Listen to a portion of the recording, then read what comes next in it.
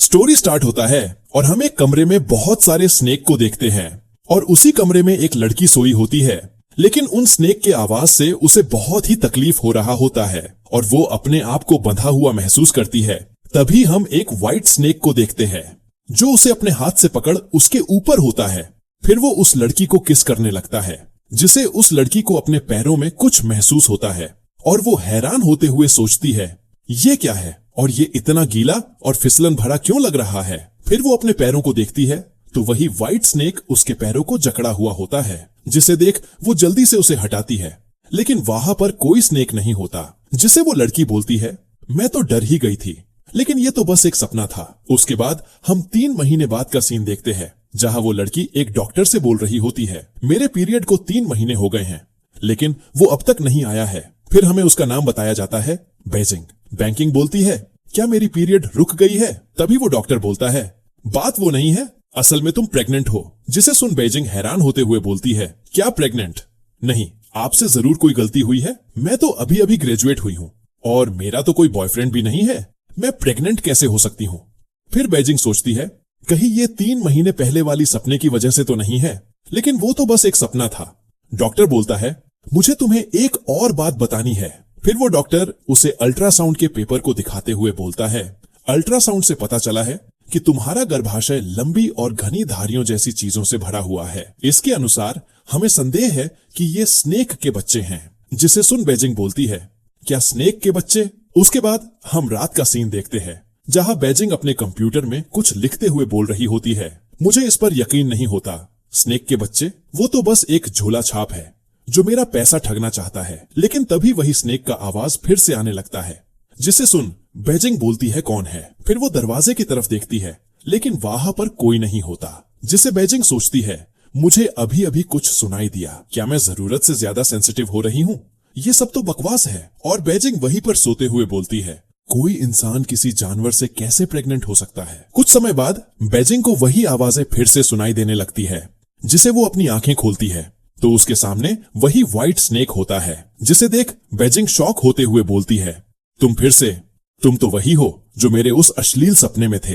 White snake बोलता है, ये क्या है? क्या तुम्हें अभी भी तसल्ली नहीं हुई? लेकिन बेजिंग डर से पीछे हटते हुए बोलती है, तुम ही पिता हो। फिर वो सोचती है, मैं सच में प्रेग्नेंट हूँ, इस आदमी के बच्चों के साथ। मैं ही क्यों? मैंने ऐसा कौन सा पाप किया है? फिर वो व्हाइट स्नेक से बोलती है, तुमने मुझे ही क्यों चुना? हमारे बीच तो कोई दुश्मनी भी नहीं है। व्हाइट स्नेक बोलता है, बेजिंग, क्या तुम्हें पता है कि तुम्हारी माँ 20 साल पहले तुम्हें लेकर प्रेग्नेंट थी? तब उसका गर्भपात होते होते बचा था। फिर तुम्हारी माँ ने मेरे मंगेतर को पकड़ लिया और अपने बच्चे की रक्षा के लिए उसे सूप बना दिया। फिर वो गुस्से में बोलता है, मेरी मंगेतर मर गई, लेकिन तुम अभी भी जिंदा हो, तो तुम इस कर्ज का हिसाब कैसे चुकावोगी? जिसे सुन बेजिंग हाथ जोड़कर रोते हुए बोलती है, मुझे माफ कर दीजिए, उस समय मेरे परिवार की गलती थी, लेकिन आप पहले ही मेरे उस परिवार को, जिसने आपको नुकसान पहुंचाया था, उन्हें आप जबरदस्ती अलग कर चुके हैं, तो प्लीज मुझे बख्श दीजिए। व्हाइट स्नेक बेजिंग को पकड़ बोलता है, तो क्या हुआ अगर तुम्हारा परिवार जबरदस्ती अलग हो गया? इसमें कोई दर्द नहीं है, जान के बदले जान चाहिए। मैं चाहता हूं कि तुम्हारी आत्मा खत्म हो जाए। बेजिंग बोलती है, प्लीज मेरे लॉर्ड, मैं आपसे विनती करती हूँ, मुझे बख्श दीजिए। अगर आपकी कोई मांग है तो मैं उसे कर सकती हूँ, जब तक वो मुझे नुकसान नहीं पहुंचाती। मैं आपके लिए कुछ भी करूंगी। जिसे सुन व्हाइट स्नेक बोलता है, ओह, तुम कुछ भी करोगी? फिर वो बेजिंग से बोलता है, तुम्हें खत्म करना मेरे लिए कोई मुश्किल काम नहीं। मैं तुम्हें 2 विकल्प दूंगा चुनने के लिए। पहला विकल्प, तुम वादा करो कि मेरे शिष्य बनोगी, अच्छे कर्म करोगी ताकि मैं साधना कर सकूं। या दूसरा, मेरी मंगेतर तुम्हारी वजह से मर गई, तो जान के बदले जान तुम मेरी पत्नी बनो। फिर उसे अपने हाथों से पकड़कर बोलता है, मेरे बच्चों को जन्म दो ताकि मेरे परिवार का नाम आगे बढ़ सके। जिसे सुन वो बहुत ही हैरान होते हुए सोचती है, क्या बच्चे को जन्म दूं ताकि तुम्हारा पारिवारिक नाम आगे बढ़ सके? फिर वो व्हाइट स्नेक बेजिंग के बाल को पकड़ बोलता है, क्या तुम तैयार नहीं हो? जिसे बेजिंग सोचती है, कौन चाहेगा किसी जानवर की दुल्हन बनना और उनके बच्चों को जन्म देना? फिर वो उसे बोलती है, मैं पहला विकल्प चुनती हूँ, मैं तुम्हारा शिष्य बनूंगी। जिसे वो व्हाइट स्नेक बेजिंग को छोड़ देता है और बेजिंग डर से कांप रही होती है। लेकिन तभी वो बेजिंग को किस करते हुए बोलता है, अपने फैसले पर पछताना मत, हमारा समझौता हो चुका है। उसके बाद हम सुबह का सीन देखते हैं जहां बेजिंग सोकर उठी हुई होती है।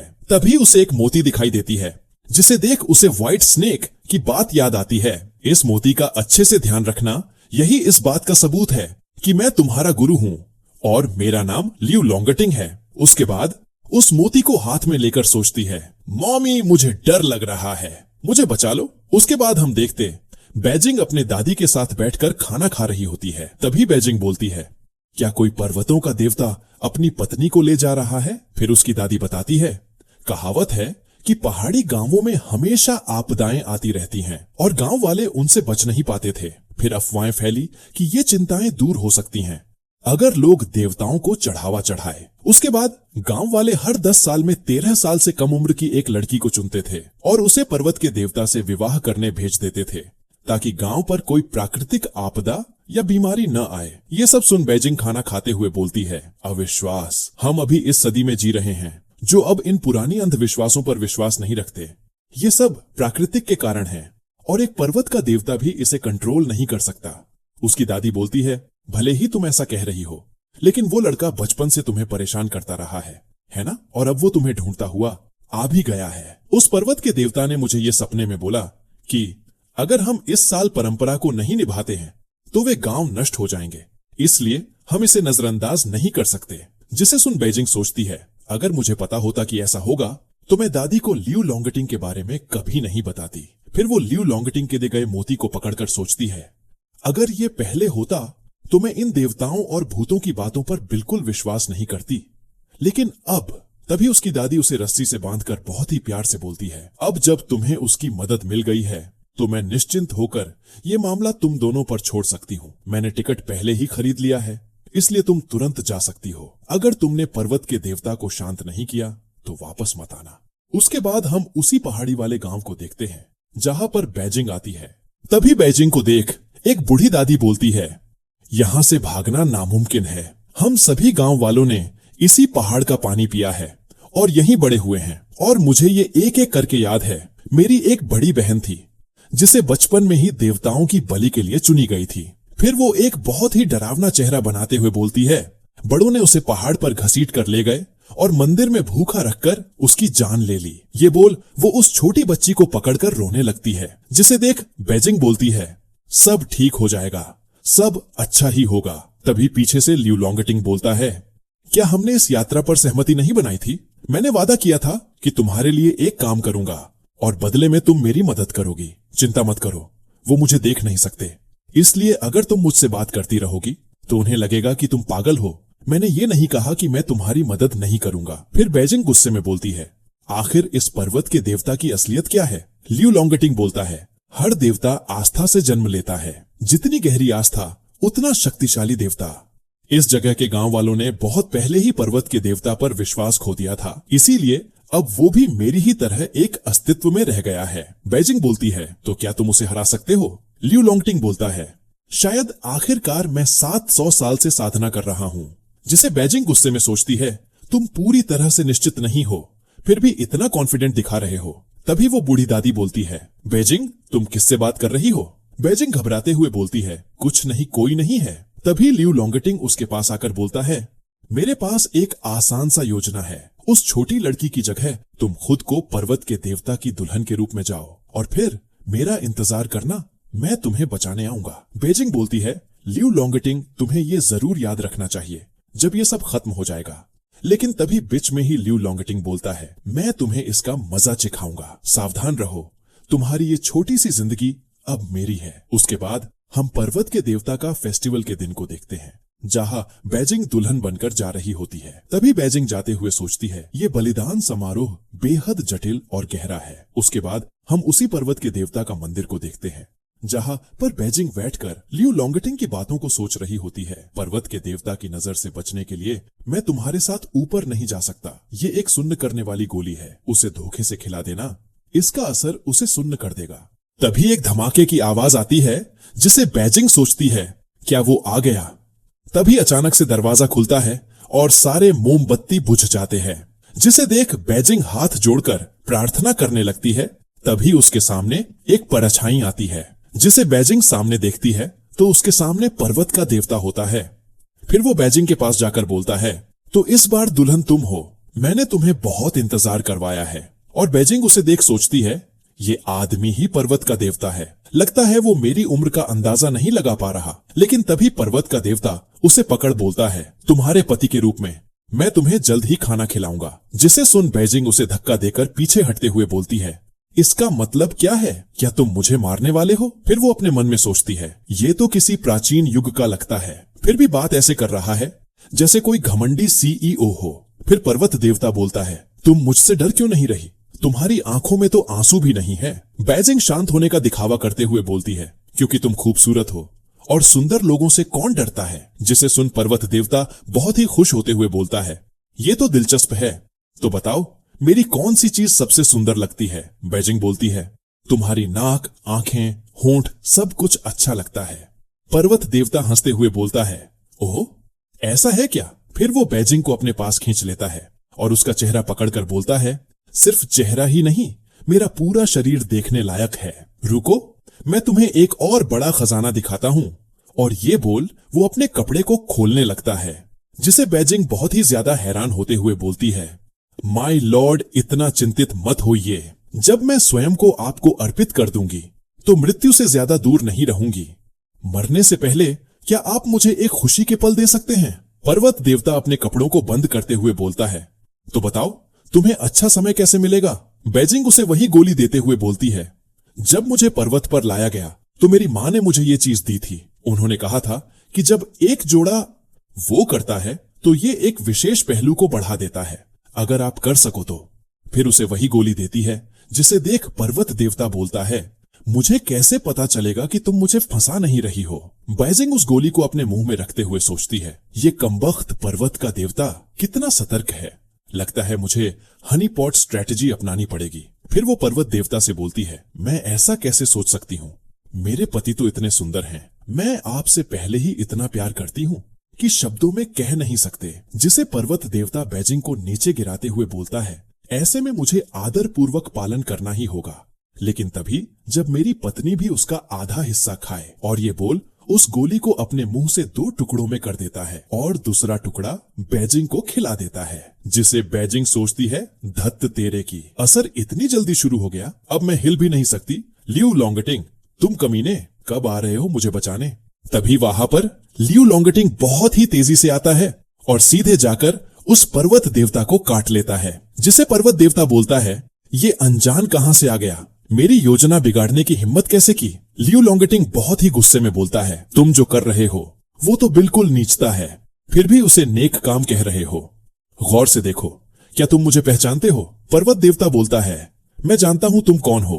क्या तुम्हें लगा कि मैं डर जाऊंगा सिर्फ इसलिए कि तुम लियू परिवार से हो? और दूसरी तरफ बेजिंग सोचती है, भले ही इस पर्वत देवता ने गांव वालों का विश्वास खो दिया हो, लेकिन उसके पास कम से कम 1000 वर्षों की साधना है। लियू लॉन्गटिंग के पास तो बस कुछ 100 सालों की साधना है, वो इस पर्वत देवता को कैसे हरा सकता है? तभी लियू लॉन्गटिंग बोलता है, तुम मुझसे डरते नहीं, ये तो साफ है, लेकिन मुझे छूने की हिम्मत भी नहीं करते। जिसे सुन पर्वत देवता गुस्से में बोलता है, क्या मैं हिम्मत नहीं करता? सच में? फिर वो चिल्लाते हुए बोलता है, तुम कितने साहसी हो, यहाँ तुम अकेले हो, भले ही तुम्हारे पास ज्यादा शक्ति हो, लेकिन स्वर्गीय सम्राट तो बहुत दूर है।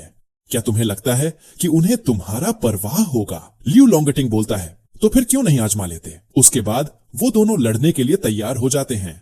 जिसे देख बेजिंग सोचती है, ये तो सच में देवताओं की लड़ाई है।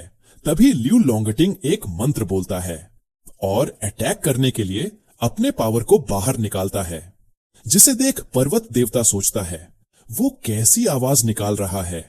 लियू लॉन्गटिंग क्या नियंत्रित कर रहा है? और दूसरी तरफ बेजिंग सोचती है, ऐसा क्यों लग रहा है जैसे कुछ मेरे पेट में रेंग रहा हो। उसके बाद पर्वत देवता को देखते हैं, जो लियू लॉन्गटिंग के अटैक की वजह से चिल्ला रहा होता है। जिसे देख बेजिंग बहुत ही ज्यादा डर रही होती है और कुछ ही समय में लियू लॉन्गटिंग पर्वत देवता को बहुत ही ज्यादा भयानक तरीकों से खत्म कर देता है। उसके बाद वो बेजिंग को देखता है, जो जमीन पर आराम से लेटी हुई होती है। लियू लॉन्गटिंग उसके पास जाकर बोलता है, क्या तुमने भी सुन्न करने वाली गोली खा ली? जिसे बेजिंग गुस्से में बोलती है, तुम्हें पूछने की जरूरत भी है? अगर मैंने वो गोली न खाई होती तो क्या तुम्हें पर्वत देवता पर हमला करने का मौका मिलता? लियू लॉन्गटिंग उसके पेट पर अपना हाथ रख बोलता है, वो सुन्न करने वाली गोली खाने लायक चीज नहीं है।